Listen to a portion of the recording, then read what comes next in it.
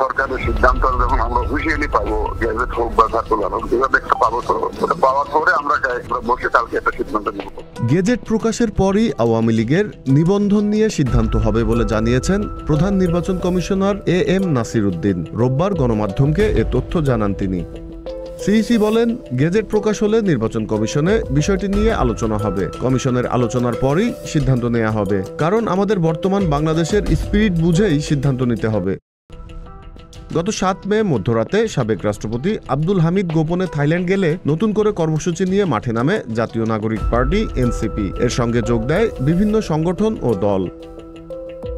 গত 2 দিন ধরে আওয়ামী লীগ নিষিদ্ধ সহ 3 দাবিতে রাজধানী এবং দেশের বিভিন্ন স্থানে বিক্ষোভ করেছে ছাত্র জনতা। শনিবার রাতে গণদাবির পরিপ্রেক্ষিতে আওয়ামী লীগের কার্যক্রম নিষিদ্ধ করার সিদ্ধান্ত নিয়েছে অন্তর্বর্তী সরকার। সোমবার এ বিষয়ে গেজেট প্রকাশ করা হবে বলে জানিয়েছেন আইন উপদেষ্টা আসিফ নজরুল।